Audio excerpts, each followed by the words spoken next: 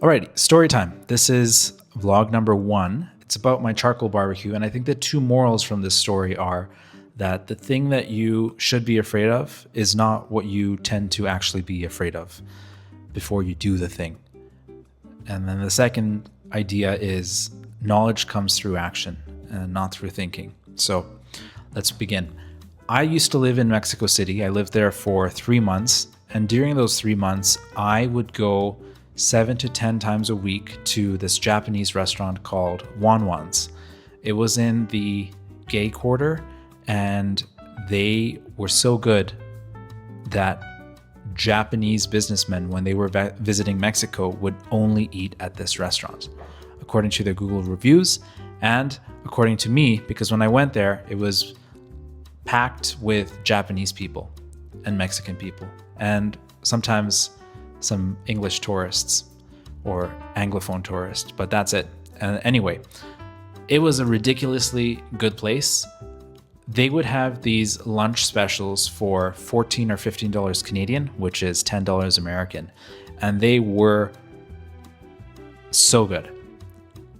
My favorite was probably the grilled mackerel, which is called saba in Japanese. So they would serve you saba with a slice of lemon or a wedge of lemon and some side vegetables, like a radish. And then they would also give you a side dish of, I guess it was spinach or something like that you could eat. That was blanched with garlic and oil. And then they had another side dish that was miso soup. That was just perfect. And then they gave you some rice, and then they gave you another side dish of some pickled vegetables, and I'm missing something else. But anyway, long story short, it felt like a complete meal, and it was ridiculously delicious. Let me also say that the rice there was the best rice that I had ever had in my entire life, and I would fly back to Mexico in a heartbeat just so I could eat there again. It was delicious. I had no idea that rice could taste as good as it did at Wanwan's until I went there. And that was because the rice that they used was grown and produced in Japan. So when you are going out and buying rice, if you want really high quality rice, then look for rice that was grown and produced in Japan. Do not buy the American produced or American grown rice. It doesn't compare. It is not as good. Anyway, so I would go to Wanwan's every day. I would get their special, lunch special, which was the mackerel, and I would think, oh my God, this is so delicious. The reason why I thought it was delicious was why I thought mackerel was delicious was, one, it's a great fish when it's prepared in the Japanese style, which is to marinate it for 15 to 20 minutes in sake and salt. That's it. And then you grill it over a charcoal barbecue, and it becomes delicious and soft and savory. Most people don't like mackerel because it has strong fish flavors, but I think if you apply the Japanese method of marinating it, those flavors are less pronounced and it's a lot more palatable. So anyway, that was one reason I like it. It was because of the marinade. But the second reason I like it was because of the nostalgia that it gave me. My parents are Catholic and they're Indian. So for them, you're not allowed to eat meat on Fridays as a Catholic. But for some reason, fish doesn't count as meat. So they would eat fish every Friday. And because they like a good deal, just like me, they would find mackerel that was on sale at Superstore or whatever for 50% off. And it was frozen. So then they would buy it and then they would put it in their freezer. And then one Friday will come in, would happen. They would thaw the fish and then they would apply their masala which are the spices used in Indian cuisine, to the fish. And they would leave that out for maybe an hour to soak in those flavors. And then they would fry it in oil for however long that was necessary, maybe 5-10 minutes. And that's what they did every single Friday. The smell from that fish drove me crazy because it never left your clothes. It would get into everything inside of the house, and it was just terrible. It was absolutely terrible. It's worse than just a simple curry, because at least simple curries smell good. Fish just smells bad. So that was not good. And this happened every Friday for 17 years of my life. Eventually I figured out that you have to close the doors to your room and then close the doors to your closet in your room and then put towels underneath the door so that the smells don't go into the door, into your bedroom. But until then, it was really hard because you would go to school or church or wherever smelling like mackerel, and it was horrible. Anyway, so the reason I like mackerel now from Japanese restaurants and Japanese sushi and Japanese food is because it brings back these flavors of growing up with my parents in a way that is not offensive, that won't linger on my clothing, but that will warm me up from the inside and bring back memories. So that's the second reason I love mackerel from Japanese restaurants. The way that they cook it, we've already gone through the marinade. The way that they cook it is by cooking it on top of a charcoal barbecue. Japanese charcoal barbecues are they're cute. So they'll have a little, how do I describe it? It's kind of like a mini tub where they put charcoals in it and then they put the fish on top and then they fan the charcoal to impart the flavor of wood into the fish.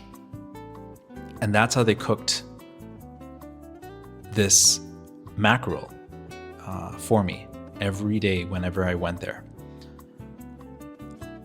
I knew I was going to have to leave Mexico, and so I thought to myself, man, I am so buying a portable charcoal barbecue whenever I have my next apartment and my place to stay. And that's exactly what I did when I came back to Calgary. When I came back to Calgary, I bought a barbecue, portable charcoal barbecue for like $30, and I bought some charcoal briquettes for $10, and I bought some frozen mackerels for $7, and some sake and salt and all of those necessary ingredients. And I was ready to cook them. But then I found out that using charcoal barbecues is illegal under the bylaws of my new apartment complex. So I couldn't cook it there. Well, maybe I could cook it on the street somewhere or in a park somewhere. That's also possible. But then when I looked at the City of Calgary's website, I noticed that it's kind of frowned upon to use charcoal. So they say things like, bring your propane barbecue to the park whenever you are ready to barbecue, not charcoal, so on and so forth. So it's articulated that you cannot or you should not be using charcoal barbecues, portable charcoal barbecues. They should only be propane, which sucks. And I didn't know why. It felt unfair. Anyway, what did I do? 2 Saturdays ago, I took my charcoal barbecue and I figured, I'm really afraid that the police will be called and they'll tell me to pack it all up and go away because charcoal barbecues are not allowed in the city. And I was looking at the website of the city of Calgary repeatedly, trying to find some loophole or some exception that I could use to try and justify my movement into a park to use my charcoal barbecue, but I couldn't find it. So then I was like, fuck it. Let's just go. Let's see what happens. Action is the antidote to anxiety. So I packed up my barbecue, I packed up the charcoals or the briquettes, and I packed up my food, which included some mackerel, and I went to a park nearby and I set up my charcoal barbecue. And the entire time I was so nervous, but I had no reason to be nervous because I couldn't get the damn thing to ignite. I couldn't start the fire in the charcoal barbecue, which was so frustrating. I spent 2 hours standing there in the park, and it was a small park. So there was a playground right beside it and some green space, and people were walking their dogs and looking at me. And there were some parents playing with their kids at 7 p.m. while it was still bright out, just looking at me. People walking back home looking at me. It was so painful, not because the smoke from the charcoal barbecue was bothering them, but because I couldn't get the damn thing to light. I tried taking some paper towels, putting them beneath a mountain of charcoal briquettes and lighting the paper towels on fire. That didn't work. Then I tried dousing them in oil. That didn't work. Then I tried using a stick that I found. That didn't work. And I later found out that the reason why all of my attempts were not working was because whenever I saw smoke, I would rush to cover the barbecue with the lid, which would promptly extinguish the spark because it needed a lot more oxygen than what I was providing it. So anyway, after 2 hours of failure, I went back home and I messaged my jiu-jitsu instructor, who happens to be an excellent barbecuer, a master barbecuer. And I said, what am I doing wrong? How could I do better? And he said, try using newspapers with oil. So, I was like, maybe I'll do this next week. But I didn't. I went back to that park that same evening. Now it's like 8:30 and the sun's starting to go down. It's starting to get dark. And I try and light my briquettes using newspaper. And I finally got it to work. It did work. Like, I got a couple of them to start ashing over. And for those of you who don't know, the way that charcoal barbecues work is that you light them. You try and ignite them by lighting something underneath it, like a fire starter or a newspaper, and you cover the newspaper in the briquettes, and then the briquettes will catch on fire, and you'll know that they are starting to get ready when they start to turn ashy and they start to fall off into ash and they turn into ash. So I noticed this happening. So then I took out the grill, I put it down, I put on my mackerel, I put on my steaks, and I tried to cook them. And that didn't work. It just gave the slight impression of smoke.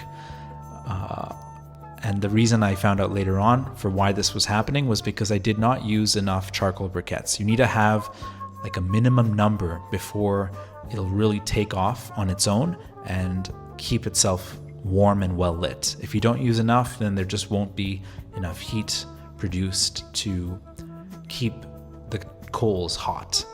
So anyway, I basically ended up smoking my fish and the steaks did not cook at all. So I called it a day after then, and I took my food home and I finished the mackerel on the stove, on the frying pan in oil, also causing my clothes to smell bad once again. Anyway, what was the point of that first section? And I also put my charcoal barbecue inside my closet, my storage closet, along with my jackets and stuff. and I left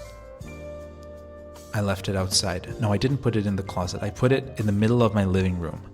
Yeah, along with the used charcoal briquettes. So what did I learn from that 4-hour painful experience? One is that the thing that you're afraid of is not the thing that you should be afraid of. When you're moving from a place of ignorance, you might be afraid that something will stop you or that something will threaten you. In my case, I was afraid that the police would stop me and make me shut off my charcoal barbecue because they are not really allowed in Calgary parks. But it turns out that the thing that I should have been afraid of was the charcoal not igniting. That was actually the biggest issue. It wasn't actually the police or anything like that. And so oftentimes when you are speaking from maximal ignorance, you just have no idea what you should be afraid of. And so the best thing to do in a situation of maximal ignorance is just go do stuff and see what happens. You should not be hypothesizing about the risks. You need to learn first and then figure out what the landscape of risk actually is. So don't just chill there. So that was one thing. And now I know I shouldn't be too afraid of the things that I think I should be afraid of, because chances are that I'm wrong about them. The second thing that I learned was that when you start something new or try something new, you're going to be really bad at it when you start. And in fact, you will most likely fail. This sounds like a cliche, but this experience of the charcoal barbecue was a good reminder of this. So when I tried to light my barbecue, I failed. The first 2 hours, I failed. I tried using the lighter. I just didn't know what I was doing. And it was only through mistakes that I learned how each of the variables, things like the fuel that I use below the charcoal briquettes, things like the wind outside and the heat outside and the how much of the lid is placed on top of the barbecue, that matters too. All of these factors make a difference in how easily you can get your barbecue to start up, but all of these factors are things that come through making mistakes. You learn about these factors after making lots of mistakes, and there's just no way for you to skip out on that.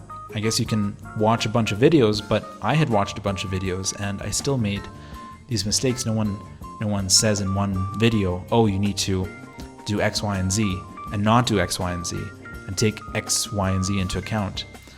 So things get easier as you practice, but when you first start out, you're probably going to fail. But you shouldn't take that failure as a sign of the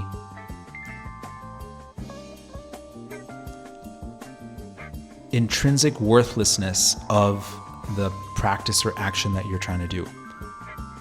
If I had gone home that day and said, charcoal barbecues suck, they're so complicated to start and they never work, I would not be as happy as I am today as someone who has now used my barbecue like 5 or 6 times and has made the best tandoori chicken I've tasted in my life. You have to stick at it when you are trying something new, despite the failure.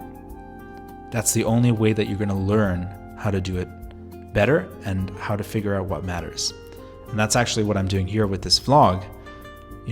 I think I already feel it. 90% of this vlog is unnecessary context, but I don't know what is unnecessary, and I'll only know that until I re-record this entire vlog and then listen back and then see, oh, why is it that this section mattered but not this section? Anyway, that was the second thing that I learned from this experience. It was that you only figure out what matters after you put in the reps. And then the third thing that I learned was that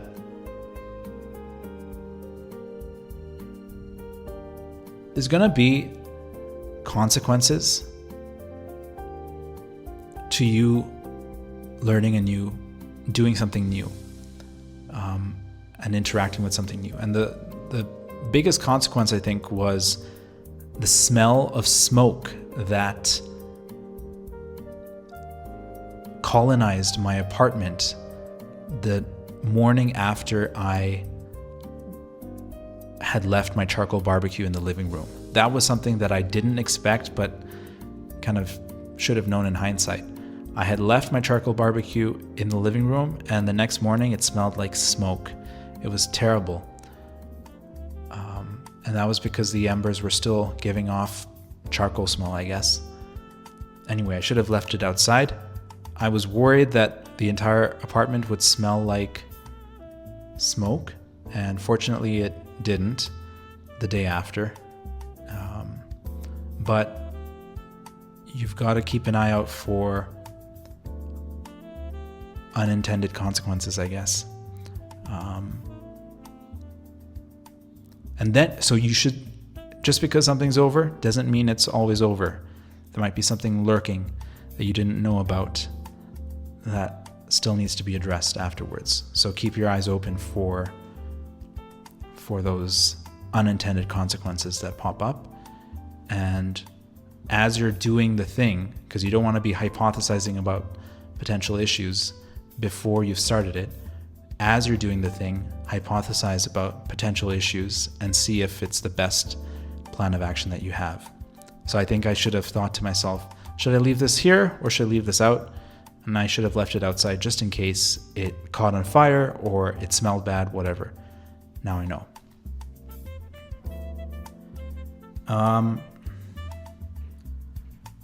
So that's another thing. And then I guess the fourth takeaway that I learned that is always worth having a reminder about is that you're not going to be good. You only get good through practice. And I've now used my charcoal barbecue 4 or 5 times, and I can get it to work every time now. So I know how to get it started. The secret is to use fire starters and to use lots of charcoal briquettes, because if you only have 12 or 15 in there, you're just not going to have enough charcoal mass to keep them lit by themselves. It needs to be hot and self-propagatingly hot. So the more you do something, the better you'll get at it. But the start is going to be rough, but if you stick with it, it'll get better through time. And I think this applies not just to charcoal barbecuing, but to investing, where maybe you're trying out crypto investing and you lose $500 on a coin that you thought would do well, but it turned out to not do well or to just do average. That's okay. You've got to be forgiving with yourself and think of it as part of the learning process, and have faith that through time you will get better at whatever it is you are practicing. So just keep in mind that you are practicing and you're honing your practice skills. I think that's everything that I take away from this experience. The more that I tell this story to people, the more I learn about the risks and reasons behind why charcoal barbecues are frowned upon by the city. The main part is that there are a couple of reasons. One is that it causes a lot of smoke, so that can disturb people. So instead of doing it at a local park surrounded by all of these houses, I go now to Confederation Park, in which there are multiple public barbecues and fire pits that they make available for people. And I just use my barbecue there. No one has bothered me since then, and I've actually seen other people use charcoal barbecues there, so it's probably fine. And I forgot the point I was making, but as you practice, you get better and you feel more confident and you figure out the risks. So one was the smoke could bother other people nearby, and charcoal does produce a lot of smoke. That's why propane or natural gas is usually what's going to be allowed in a condo complex. but not charcoal. And then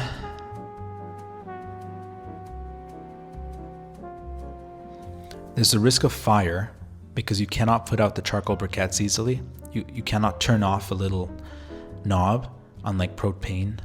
So what you have to do is you have to starve it of oxygen. You have to close all of the lids, cover it tightly, and then leave it there for 30 minutes or an hour, and then they'll cool down slowly. This is why it's better to use it in a barbecue, in a backyard rather than in a park, because it's kind of hard to transport this hot barbecue in your car without burning people or the car. What I did was I just, I would open the barbecue and then I would mix the ashes in with the live briquettes. And I think now I wish I had put in some water and then thrown it out all at the park. So I'll do that for next time. But these are things that you learn as you go along.